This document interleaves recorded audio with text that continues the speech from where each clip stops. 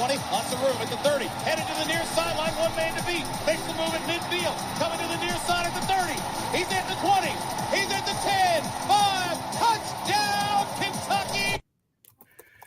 Back in here for another episode of Bleav in Kentucky, alongside Aaron Gershon from the Cat's Paws. My name is Vinny Hardy. AG, man, we are back in the conference play, and we thought maybe we had a little clarification with some running back depth, but looking like we got to wait at least another week, man. Yeah, it looks like Chip Traynor will be out again this week. I was kind of reading through the tea leaves. I wasn't actually totally expecting him.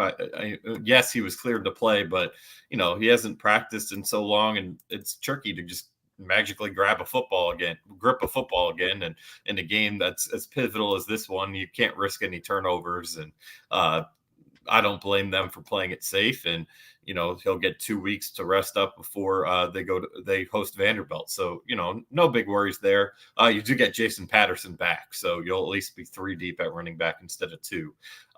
But this feels like a game, and we'll get into the matchup a little more, that they're going to really need the run game, and they're going to need to control the clock and control the time of possession, because Ole Miss can put up points and do so quickly, and you want to try to keep that potent offense off the field as much as possible in a game like this. For sure. So deeper the running back room, the better. And to get us into some Ole Miss perspective, he's on the Bleav Podcast Network, just like ourselves. He hosts Bleav in Ole Miss, in addition to being a contributor to Inside the Rebels, 247 Sports, Max South Sports, WFCA FM Sports, a podcast host of the Red Blue Crew Pod. This dude does a lot of stuff. He's a friend of the podcast. He was on a couple years ago when Kentucky was about to go to Oxford to play Ole Miss. We're talking about none other than Brad Logan. Brad, man, welcome back to the pod. How you doing? I'm doing well. Thanks for having me on. And you failed to mention one thing. About 2 years ago, Kentucky was an illegal procedure penalty away from winning the game. Sure were. So I think, I expect it to be a good one on Saturday. 2 different teams than we saw 2 years ago, I think, on both sides. And I think we'll see. I'm very interested to see both these teams. Kentucky already in SEC play. Ole Miss now just entering SEC play. But what I've liked about Kentucky is I've really liked that defense. And, with having 2 solid wide receivers that Brock Vandagriff can throw the ball down to, and Ole Miss having some question marks at cornerback a little bit, could be an opportunity for Kentucky to take advantage of that Ole Miss defense. But at the end of the day, it's 11 a.m. kick, and a lot of people in Oxford are excited to welcome back Kentucky. Yeah, it's a lot of differences, like you said, and kind of like Lane's been saying, y'all can't really get a read on what you got, because the competition in practice has been stiffer than what you face in the non-conference schedule at this point. Yeah, you look at who Ole Miss is facing. I think last week was probably the best team they faced in Georgia Southern, believe it or not. Yeah, I agree. Still remember Todd Helton. Not Todd Helton. What am I trying to say? Todd Helton, maybe his help me out. That used to coach at USC. Clay Helton. Helton. Todd Helton played quarterback for Tennessee and went on to play for the Rockies. Yeah. I think he's in the baseball thing. Absolutely. But Clay Helton is really good offensive mind. I thought he put as good an offensive plan he could with the talent that he had. So I thought it gave Ole Miss a pretty good test last week. The score may not indicate that, but Ole Miss is good about doing the best they can to put points on the board in this new era that we live in, which you're doing your best to try to pad the stats and stay on the college football playoff list. And for Ole Miss, they're number 5 or 6, depending on what poll you look at. And to your question, it's interesting because you start off with Furman, which didn't prove to be much of a foe, then Middle Tennessee, then Wake Forest, and now we've seen Georgia Southern. And Kentucky easily will be the most difficult team Ole Miss has faced up until this point. And Kentucky's a team that I find very interesting because it's a program that went on the road and not only was beaten by South Carolina, beaten very handily. And going back and watching that game, that's not indicative of Mark Stoops football. Allowing that many points to an offense that I don't believe is very good. And I think they probably had some very, let's just say, spirited practices following that, because a couple of weeks later, I Bleav they would take Georgia to the brink. And I think that's the team we'll see from Kentucky on Saturday, not the team that was pretty much embarrassed in Columbia. And I'm excited to see what Ole Miss, like I said, can do from a cornerback standpoint, because I think Kentucky can do some things exploiting the secondary of Ole Miss.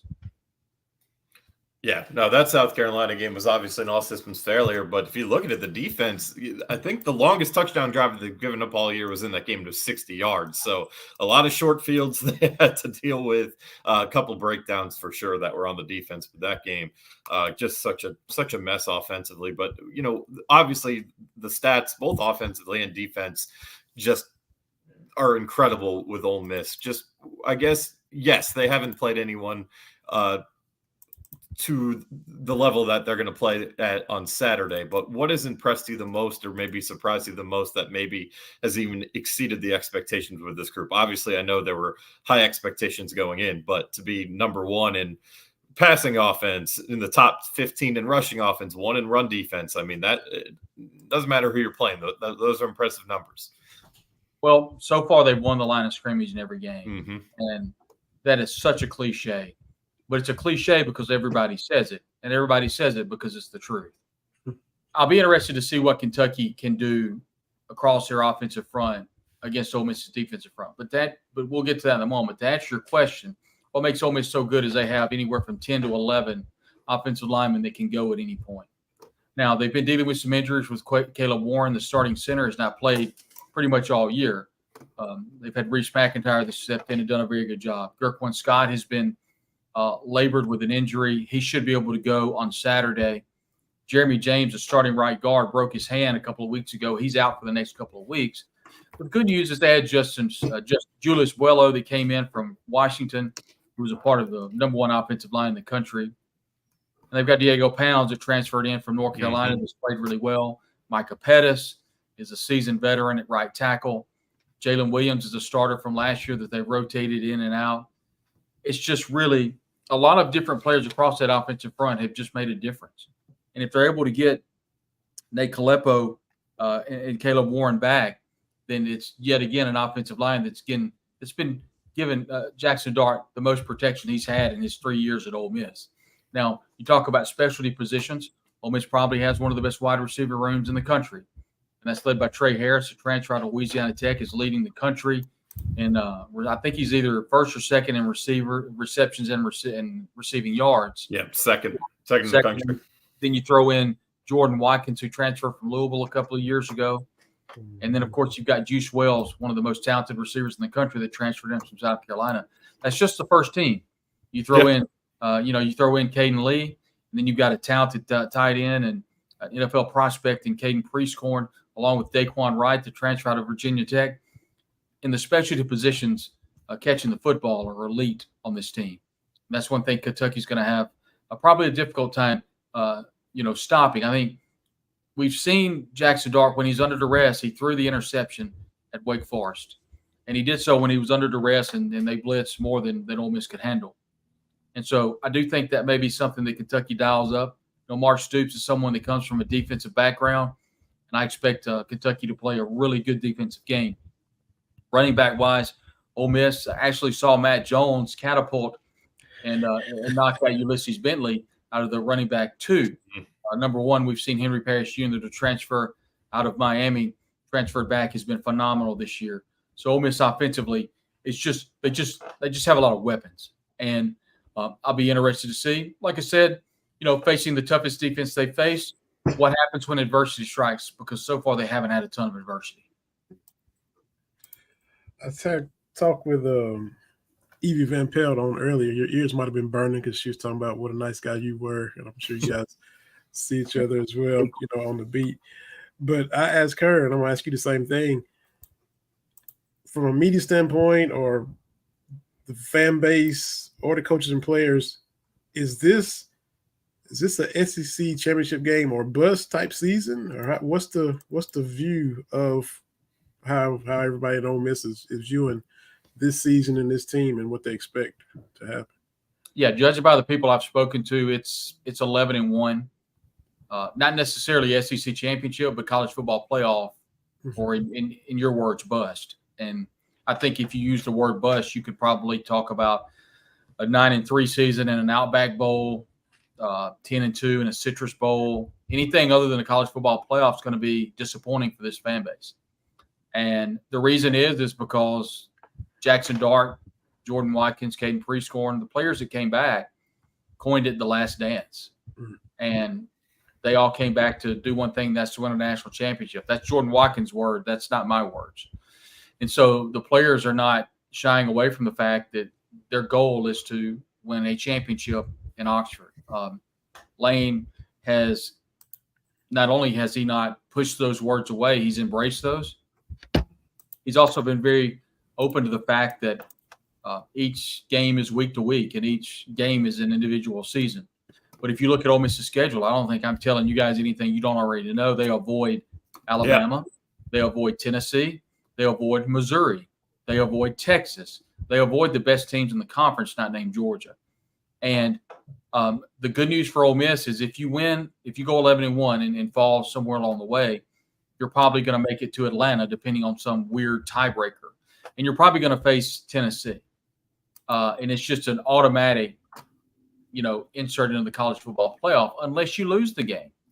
You can 10-2 and make it, or 11-1. I really think in order for Ole Miss to make the SEC championship game, they're going to have to be undefeated or 11-1. So I think they're in the college football playoff, win or lose in the SEC championship game. But I think it's SEC championship or bust. But most importantly for this Ole Miss team, it's college football playoff or bust. Yeah. Yep, couldn't agree more, especially with all the talent that you outlined there. 1, 2, 3 units deep. It's an incredibly impressive roster that Lane Kiffin and the staff built. But you mentioned some of the lack of adversity they've kind of had to overcome just due to the schedule. You touched on a little bit of the secondary, but outside of that, and maybe the penalties I noticed have been really high. Mm-hmm. What are some of the concerns maybe that fans or media have, just that this team hasn't quite proven yet? There's obviously a lot to like, a lot that will translate, but what are the concerns of maybe, okay, this could be an issue once we start SEC play? The defensive line is in really good shape. It's 3 deep across the front. There are some injury concerns. Jared Ivey has an ankle. We don't know if he'll be able to go. Lane had kind of hinted on his media availability on Wednesday that he could. Also, J.J. Pegues is one of the best defensive tackles in the SEC. He's got a left I don't know this for sure, but I feel comfortable in saying I believe it was dislocated and they put it back in place. I do know that there were x-rays. Those were negative. So I think it may be a pain tolerance for him. There are some injuries across the defensive front. Prince Emmanuel, who has been fantastic. The transfer from Florida has just been unstoppable. He had a lower body injury in the offseason, the preseason camp, but he's been good to go. So I guess you could say I'm interested to see who they roll out on the defensive front. Akilo Stone is probably out, a defensive lineman. We saw the injury report, and it is about 20 players deep. Yeah, a lot of probables. I think that's Lane trolling more than anything. Yep. So we'll see what happens, because he absolutely hates injury discussions. I'm glad you mentioned that. I was laughing so hard at all the probables. Walter Nolan might have a sore pinky toe, and he'll be like, put him on. I expect the commissioner will come out and say, you've got to pull this up. But yeah, that's number one. Honestly, gentlemen, the most important thing for me is adversity, because it's going to strike Saturday. Mm-hmm. I don't know where, I don't know when, but Kentucky's a solid football team. And it's when adversity strikes, what happens. And that's something I'll be looking for. And then the third thing is the penalties. Now, I'm not one to get on here and talk about officiating, because it does no one any good. The officials are who they are. They're not going to improve on anybody's radar. So they were abhorrent against Georgia Southern. They were calling everything on both teams. So this is more along the lines of just dispatching the crew, and not necessarily saying they were, oblivious towards each side. It was just bad all around. I do expect we'll get a good SEC crew. I've liked majority of the crews this year. We've got a couple of new faces. We'll see what crew. I haven't seen what crew we'll get for the game on Saturday, but I've got my thoughts on that, because I think you look at the pecking order, you can kind of place the different officials at different spots. And so I kind of have an idea who we'll get, and they did a pretty good job in their game last week. So, you've got Georgia, Alabama. I figure I kind of know who's going to go there. So it kind of just trickles down from there. And then, I think those are the three main things I'm going to be looking for. And then, of course, the injury thing, you just don't know until the game starts. And even then, guys, I don't know that I would believe anything on an injury report. I will tell you that Jeremy James will not play because he's got a broken hand. Yeah. Guys that are listed out are safe. Yeah. And, Cedric Beavers is a new one to me. He's a transfer out of Jones Community College, Jones Junior College, and he 4-star product. I didn't know he was that injured. So that's news to me. But everybody else I kind of figured. Yeah. Some gamesmanship going on there, and that's okay. It's Lane. He's the man for a reason. No, I think you're probably right, though. The commissioner think he'll be giving him a phone call, but I've got no issue with it. Yeah, he pushed it and told the line is to the point where, he might get a phone call for sure, but it is what it is. Oh, I'm going to switch real quick before we let you go, Brad. We can talk about these Rebels that are out west, because a lot of stuff coming out of UNLV. So just your thoughts on Matt Sluka and the running back and everybody redshirting and all the stuff that kind of happened with that today. Okay. It's a big onion to peel back. Just like you, I hate it. I hate all the NIL stuff. I'm all for the players, receiving compensation for their name, image, and likeness. I don't think anybody's arguing that. But we have gone so far. And I think we're at the point of no return. And what I mean by that is I feel like when we get to the end of the year, I don't know if the NCAA will be the answer, but I've always been a proponent of a super conference type deal to where we have 5 or 6 super conferences of 16 teams or whatever, and you have 64 teams in the college football playoff. Now, are we closer to that than we've ever been ever before? If we are, I would love more than anything to have some form of legislation on top of college football. And whether that be Greg Sankey, whether that be, insert, former commissioner here, until we get a college football oversight committee on this NIL situation, it's going to continue to spiral out of control. As we were recording, I just received notification that a defensive tackle from USC is now opting out, and he will opt to redshirt. How far is this going to go? I think I would love to say that it doesn't bleed down to our SEC teams, but I'm afraid it could. And so at the end of the day, I am very nervous throughout the year to see how much this bleeds into the SEC. I can't stand it. And at some point, someone a lot smarter than me is going to have to step in and say, okay, guys, this is too much. This is college football. We need to get back to what we love in college football. We want you guys to make plenty off your name, image, and likeness. But at the end of the day, we've got to get back of why we're here, and that's to play college football. Yeah, I agree. This is gonna become more widespread, and I'm curious. Even there's a situation at Kentucky right now that kind of flew under the radar. David Rader, inside linebacker, who has been playing really well. He's the third guy in that linebacker rotation, had been at least, and he's on the smaller side. He's a 6'1", 217-pound middle linebacker, so obviously a little thin for that position. And Mark Stoops came out Monday and said, he wasn't on the depth chart.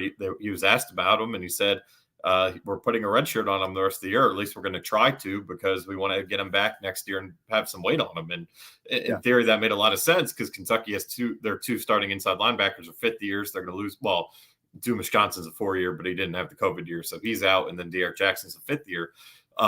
So it was like, okay, that makes sense. But now it's making me think, is there something even going on here in Lex with that? I did, for whatever it's worth, see Rayner at practice today when, we were let in for media. So hopefully that's not the case. He's a really good kid. I would have been surprised if he came out saying something like that, but that's the era of college football we're in. It's just, it's becoming more and more like the pros, but even pros, you don't see, I don't want to say quit necessarily, because I think the situation at UNLV with the quarterback might be a little bit more understandable than what's going on with what happened at USC and the running back at USC. But it's just going to keep going. I mean, we already have guys. We've had guys opt out for bowl games for years on years. It's gotten worse with the transfer portal, and now, unfortunately, we're going to see it bleed into the regular season, which is it's a loss for everyone. It's a loss for the players. It's a loss for the coaches. It's a loss for the fans.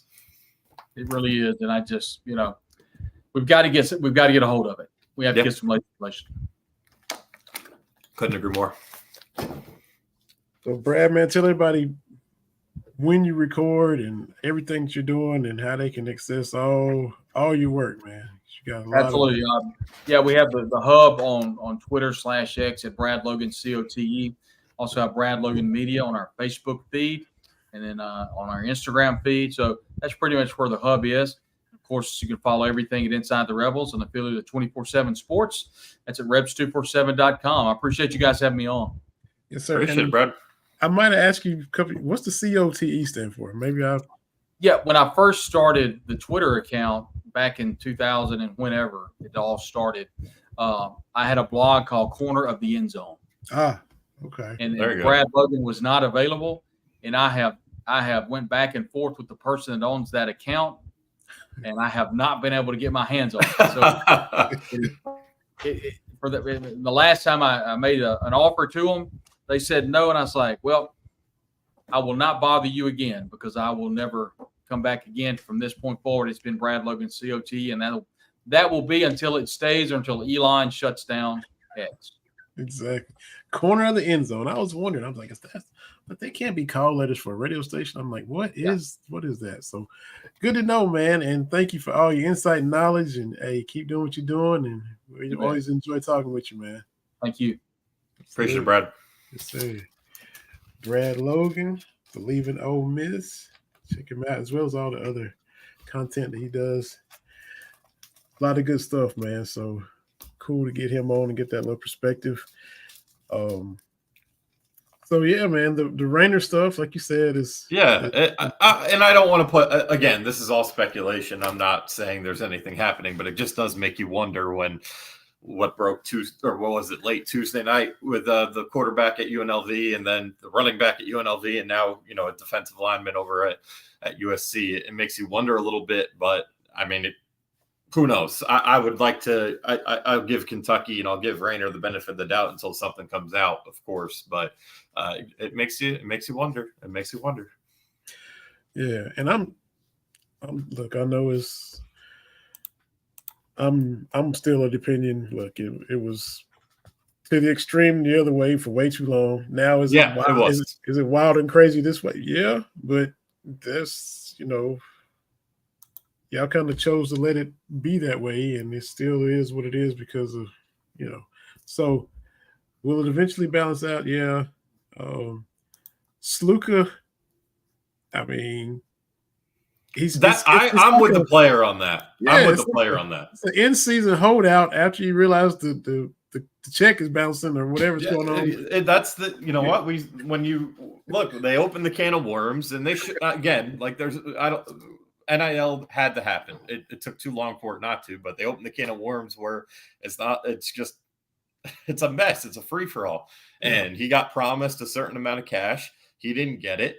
I'm not going to work my job if I'm not getting my paycheck every other Friday. I I don't blame the kid one bit. I mean, he got screwed over, it sounds like. And that's what happens. Barry Odom, has UNLV said anything? Last I heard, they hadn't even commented. I think the school put out a statement, but I honestly, to me, unless something else comes out and Pete Thamel and all these incredible, reliable, national sources are wrong, like you got to side with the kid on that one. I mean, that's a chunk of change that he was promised and not given. And again, would a player in the NFL go out there if they weren't getting their guaranteed money each Sunday? No, absolutely not. So no problem. But what's going on? Right. So the running back, apparently, I don't have his name in front of me, who's a backup, said it was over playing opportunities. Now, to me, that's weak. Like, you make your commitment. It's just weak. I don't get that one at all. play it out. I mean, there are guys on this Kentucky roster not specifically, but just how it goes. There are guys on this Kentucky roster pissed off they're not getting the playing time they're getting that they may have thought they would. They'll be in the portal by the season's end. That's just where it goes. That's college football in the year 2024. But to do it 3 games into the year, and UNLV is a team that with Northern Illinois losing, Boise State has a loss. Like UNLV, if they're to run the table, they're probably going to be the group of 5 team to be in the college football playoff. And because they have a quality win on the road at Kansas, they have I think they had another quality win in there. Houston too, whatever it is. Yeah, Houston, who I know they're a rebuilding, they're in a rebuilding stage, but still beat the hell out of a power, I guess, 4 program. So it's a mess of a situation, but we already see it again at the end of the regular seasons, and I'm not too surprised. I'm surprised it actually took this long to start seeing the people, saying, "Oh, now I'm going to redshirt." But again, I don't like it. I don't like the whole quitting thing. I respect any kid who goes through the 12 games and hits the portal for whatever reason. It's there for you now. I'm not going to blame a kid for not using it if that's what they feel is right. But to do it mid-season, you could be an injury away from seeing that field. You could be. It's just, it doesn't make any sense. It doesn't make any sense. Yeah.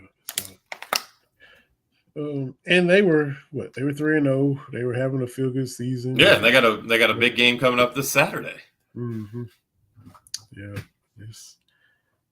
We'll see where it goes, or who comes in to fix it, or how they. Yeah, I mean, you wonder how. And look, it's tough on the coaches. That's why Mark Stoops said all he said. Like, it's hard to coach the team, pay the team, market the team. It's hard to do all of it. And, Barry Odom, I'm sure, has to do a lot of it on his own because he's at a group of 5. And he's a guy that they had a tremendous bounce back season last year. They played at the Mountain West title game in his first year there. Having a great start to this year. He's probably on the top of the list for a lot of power schools that are going to open up, in that coaching carousel that's going to come by the season's end. And now you wonder how this is going to affect him. And, so it's a whole ripple down effect on that at that school, but also nationwide. So, hopefully we don't see too much more, but I'd be prepared the next couple of weeks as teams play their 3rd and 4th game. If you don't see more guys say, "Yep, I'm calling it a season," and I'll see you in the portal. Yep. Because the 4-game thing's been around for a while. So that's just the next phase of it. Yeah, exactly. So we, at Ole Miss, with the football basketball merger coming together, where you got to multitask.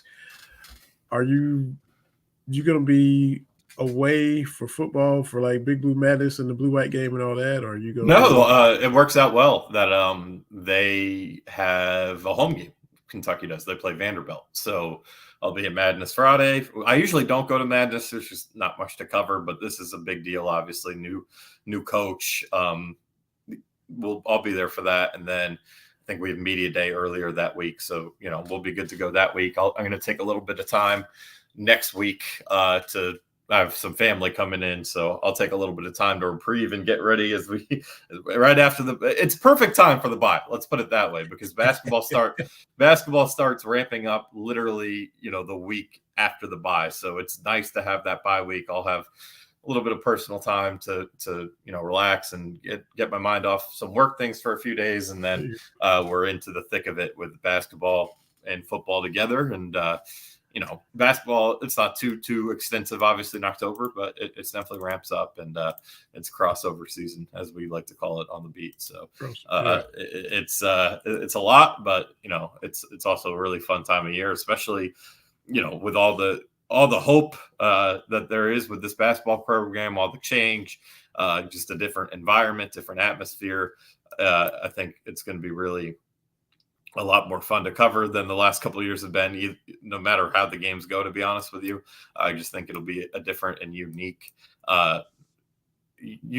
thing to cover. So I'm looking forward to that. And then, football after the bye, I mean, they play 3 games that they have really good chances at winning, and they're going to just be so crucial. I mean, they have to at least go 2-1 in that stretch. with that being Vanderbilt, Florida, and Auburn. Mm-hmm. Yes, thank you. So it's a busy time, but it's a lot of fun. I mean, it's at the end of the day, it's college athletics, so can't complain too much. Yeah.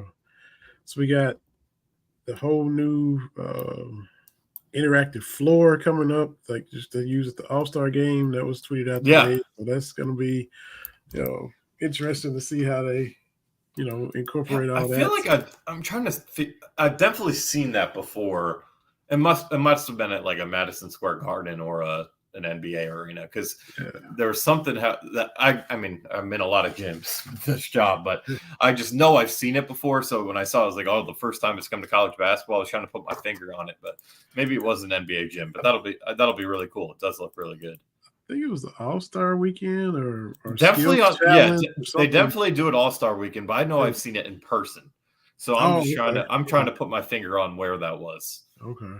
I could have sworn it was at one of these college games, but maybe I'm wrong. Again, in a lot of gyms in the wintertime. So you get the blue-white game in Memorial Coliseum. Yep. Both coaches mic'd up, both coaches coaching actual games and scrimmages and that whole thing. So and it's like a ticket, like $100, $125. It's I hate that. I do hate that. Yeah. Instead of just rolling in there and posting up like you normally do. It's really cool that's in Memorial. I think that's going to make for a super fun environment. But for the common fan, man, I just, that drives me crazy. At the end of the day, like, I'm not trying to diminish it because it's going to be a Memorial, but blue and white is probably the worst thing to cover all the year for basketball, just because you get nothing out of it. It's at half speed. You're just trying to keep guys healthy. You're not going to learn too much. I mean, last year up in Northern Kentucky, we saw Rob Dillingham kind of give a sneak peek of what was to come. So I guess we got something that from that perspective, but it's a scrimmage, right? It's a glorified scrimmage. It's just like, it's tough. And same with football, obviously, but at least football, when they have the pads on, you can see some speed. And when you're tackling to the ground, it's like you have to go hard to a certain point. So it's not completely, cut and dry. But I hate that it's going to cost the common fan that much money, especially when I'm sure ticket prices at Rupp this year are going to be crazy, just given this is a new product and there's some big home games on the schedule, especially in conference play, specifically on February 1st, but really throughout the whole year, there's some pretty big home games that fans are going to want to get in to go see. And it's a shame that I get the whole club. I'm all for NIL. I know we've poo-pooed NIL a lot in this episode, but I hate that is the reason these tickets are going to be $110. I just don't think that's fair to the fans at all. Yeah. I mean, I know if I were 8 years old, where my family was at the time, we probably wouldn't have been able to afford that. So, right. Yeah. I just, it drives me crazy, but not trying to kill UK on that. I get they have to do what they got to do NIL wise, but that drove me crazy. Yeah. So it's, I'm not trying to sound like I'm talking out of both sides of my mouth either, because I'm out for the players and everything. Oh, absolutely. But for that to be from basically bingo, yep, general admission to $125, you get and I mean, if you sign up for Club Blue that night, it's still $100. I mean, if it knocks 20%, whatever. Yeah, it's still steep. If it's family of four, you still out a lot. Even with the discounted deal. It's just not acceptable in my opinion. It's just not. But so we're getting, I'm all for the fundraising, since that's what has to be done now for the collectors. If you're trying to, it's an arms race to get money, to get players, and everybody, Tennessee's tacking on talent. Yeah, talent 10%. Yeah. So it's everybody's going to figure out ways to try to do it and incorporate it. And it's frustrating. It's frustrating that that's the way they have to do it, but it's a different era of college athletics. That's for damn sure. Yeah, that's it. So let's say we got, Cats and Ole Miss. We covered that pretty good. That's our shower has a issue with the shower head that makes a sound every time it first turns on. So my fiance is probably trying to shower, and that was that. Apologies. Yeah. I thought something I hear. It's like ever since COVID, man, people, you hear all kind of, kids, all kinds of stuff. Kids. Yeah, no, that's just become a normal part of our lives. So. Yeah, for sure. My Cowboys limp into MetLife tomorrow, so I don't know.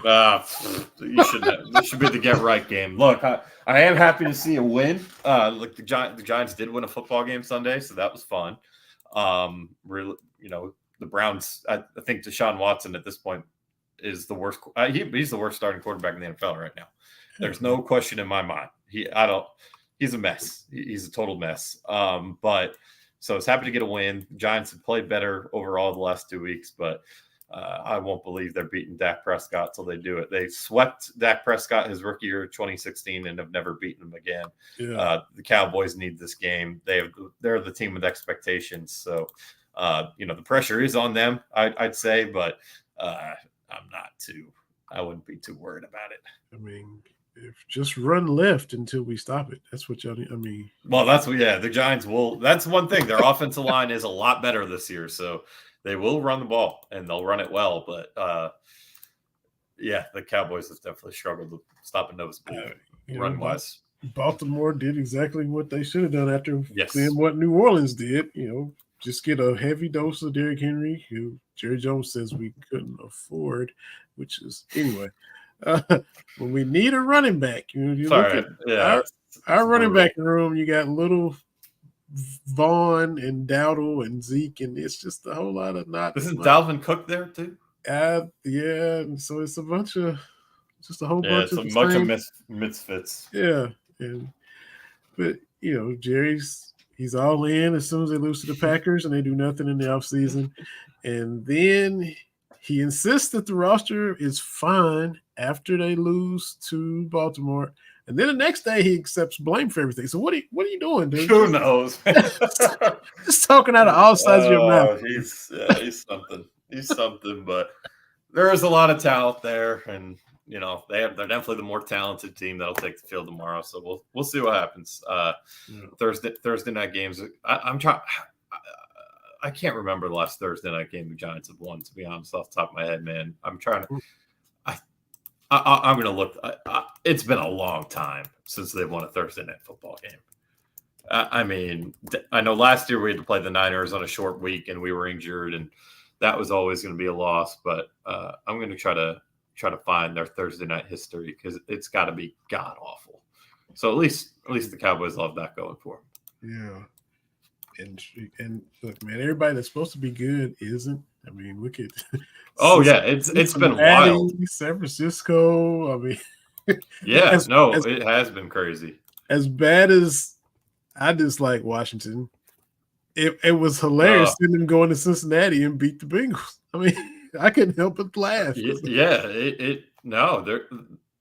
a lot of. I think part of it is there is a lot of parity, but you just have teams that are starting slow out of the gate this year. Whether, like you said, Cincinnati's probably been the most notable. San Francisco's 1-2.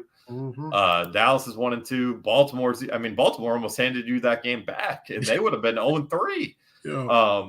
So I mean, a lot of teams are off to some ugly starts that probably weren't anticipated. I'm trying to think. Philly was on the brink of going 1-2 as well. I mean, Washington would have been sole possession of first. So it's just. It's been a weird year. There's been a lot of upsets, a lot of wonky things going on. So the Raiders go to Baltimore and win, then lose to Carolina at home. Get killed, but we go and beat Cleveland. I know Cleveland's a mess, but we were 7-point dogs. So it's been wacky, wonky, all the above. So by the way, I'm going through the Giants. I'm up to 2019, still no Thursday night wins. So we'll see if I ever find a Thursday night win. Andy Dalton gets a shot at Cincinnati too. He could have the kill. He could have the kill shot. He could have them 0-4. Unbelievable. Yeah.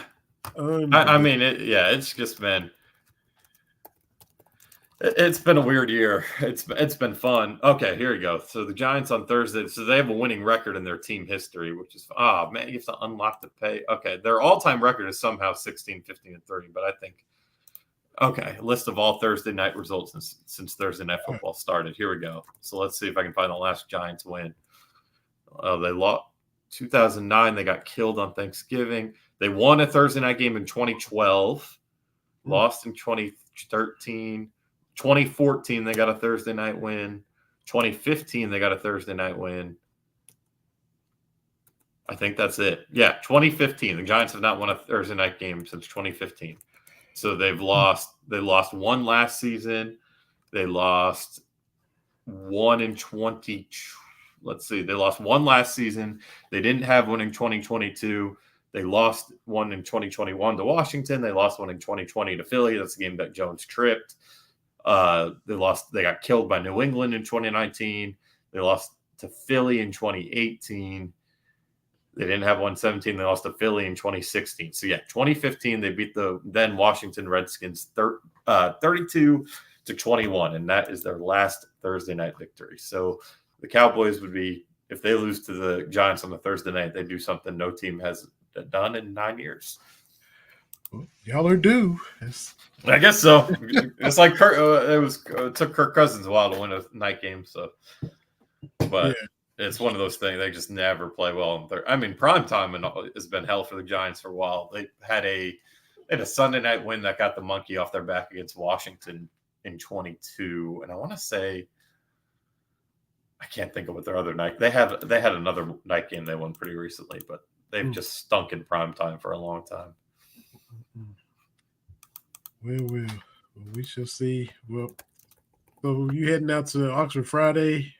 Yes, yeah. Staying in Tupelo again. It's a good trip, and this 11 a.m. kickoff is Monday night against the Packers last week. By the way, it was the other primetime one I'm thinking about. But it's a.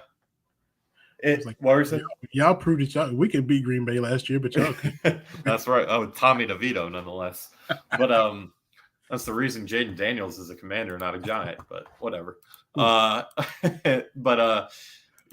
a fun trip. It's a long drive, obviously, but the atmosphere down in Oxford was incredible at 11 a.m. last time. There were a lot of Kentucky fans that made that trip, and that was partially because Kentucky hadn't been there in a while. They were the number 7 team in the country at that point. So I don't expect as many Kentucky fans this time around. But Ole Miss is doing that striped out thing again. It worked last time, except for the one shade of blue that you could tell was a little bit different, which is really cool to see. It was a great atmosphere. The fans were into it. I expect the same again. Ole Miss, I think they might have had I know it was a night game, but I think they had a record crowd for Georgia Southern last week. So I'm sure their fans are going to be ready to go. SEC opener against a team that gave them a fit last time they were there. So it's going to be a tough game, though. I think it does help that Kentucky's battle tested and that Florida. Ole Miss is not battle tested yet. They haven't played anyone. Simply put, Brad said it best. He put Georgia Southern ahead of Wake Forest. That tells you how Wake Forest must be this year, because they've had some respectable teams recently. So this Ole Miss team is not battle tested. They commit a lot of penalties, the 4th most in America, but they are. Their roster from a size and talent standpoint kind of looks more like an Alabama and Georgia than it does what Ole Miss did 2 years ago. I just think they're extremely talented in Kentucky. Their defense has been great, but they've never done well against these tempo offenses. They did okay against Ole Miss 2 years ago, but we know that Jackson Dart was making his first SEC start. That roster wasn't quite what this one is, and Dart wasn't experienced. It's a whole different Jackson Dart. It's a whole different offense. And then defensively, they have the length that they normally, or that they haven't had in past years, that kind of got their teeth kicked in by Alabama and Georgia last year. So it's going to be very interesting to see. I think Kentucky can definitely hang in this one. I think they're going to definitely give Ole Miss that hand Ole Miss that adversity. They've been kind of waiting to see. If they get themselves into a first and second and long against Kentucky with a penalty. It's going to be a lot harder to crawl out of that than it would be against Furman and Georgia Southern. But it's going to be a tough game in a hostile environment, and it's going to be every game Ole Miss plays is going to be tough on the opponent this year. So, Kentucky's got quite the challenge ahead of them, and I'm excited to see how they kind of handle it. They obviously rose to the occasion against Georgia, and hopefully they can do it again this weekend. Yeah, they can bring that and try to limit the explosives, which we've heard that. And I mean, offensively, you can play a part in that too if you can put some drives together and run the ball and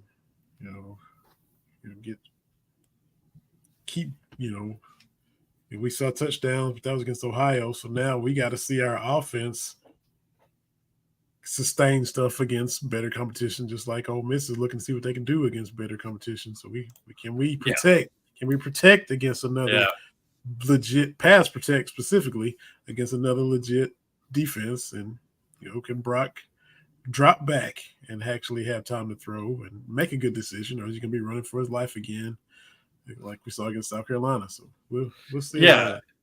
I think the two real keys to this game are, we touched on it a little bit at the open there, is time of possession. I mean, that's something that they did great with against Georgia. They ran the ball so well that they killed the clock and they controlled the tempo, not the tempo, they played on their terms. And you just look, Ole Miss, they're going to be able to put points on any defense. I don't think they're going to put up 50 on Saturday. They might. I hope not, but they might. But they will get their place. They will hit their explosives. And Kentucky will have to respond to those. But the less amount of cracks at the bat they have at those, the better. So I think you want to be, fans want to air it out. I think this is a game, if you can establish the run, you establish it and stick with it as much as possible. Obviously, you hope, like you said, Vinny, that you can have a drop passing offense that's capable of holding up in protection. I'm interested to see what they do at guard. I think Dylan Ray has earned the opportunity to be the starter, but Jagger Burton is healthy and back this week. I'm very curious to see what they do there, who starts. I really think it has to be Dylan Ray, and it's something, we'll see what happens. But they really need to protect the quarterback and be at least have that threat that they're able to throw, because that'll let them soften up Ole Miss a little bit and be able to run the ball. And that's going to be so important in this game for time of possession. And then the other aspect, I think, is you can't fall behind against this group. I mean, they have been dominant in the first quarter. I want to say they're outscoring opponents 100-7. It might even be worse than that. It's crazy what they've been in first quarters this season. No one's been better in the country at it. And Kentucky is, they are not built to come from behind. They will be stuck in neutral, and if they fall behind 21-0, it'll be an ugly blowout loss, which is the last thing you want on Saturday. So I think you have to get a big stop early. You have to have a long, lengthy possession early, and then try to take that momentum from a field position, from a time of possession standpoint. I just think the less 3-and-outs you have, the less chances Ole Miss has with the ball. And then just in general, the closer you can keep this game. Keeping it within 1 or 2 scores max. Those are your keys to victory. You can't fall behind big. You will lose. There's no way you're coming back from that against this team. And you can't let Ole Miss have the ball longer than it's a 60-minute game. I would say you want to try to win that time of possession battle by at least 5 minutes. I just think it's really important to keep them off the field as much as possible. Yep. Can't argue with any of that. Man State travels to Oxford. And appreciate it. We'll be back, or maybe I'll just be back next week, talk about it if you're off or however that works. But Wednesday I'll be around early in the week, but Wednesday I'll be in Cincinnati Wednesday and Thursday. So sounds good, man. Sounds good. Enjoy that bye week time. Appreciate it. Yeah, hey, if they get a win Saturday, though, we may be able to talk on Saturday. Yeah, that's right. Yeah, that would be one of the bigger wins of the Stoops era if they can pull it off. This is a top. Yeah. I guess they're number 6 right now, number 6 team in the country. expectations, like Brad said, it's basically college football playoff or bust. Yeah. I actually think with this roster, it's like kind of the quote unquote elite 8 or bust. I don't think you can lose in that first round with this roster. It's too good. So huge opportunity for Kentucky. That's what's cool about the schedule is, hopefully they're not all losses. They might all be, but man, there's some really cool opportunities there. They almost pulled one off, and we'll see if they can go get it done in a hostile environment. That's it. Good stuff, y'all. Y'all keep subscribing and following and checking us out on all the platforms. Got our link tree there on our Twitter profile, YouTube, Facebook, Apple Podcasts, all that good stuff. Appreciate Brad Logan for hopping on here. Check him out at Bleav in Ole Miss. And we'll see what happens Saturday in Oxford. For Aaron, this is Vinny. It's been another episode of Bleav in Kentucky. And we'll hop on over here and see y'all next time. Go Cats. Everybody be safe. We'll see y'all later.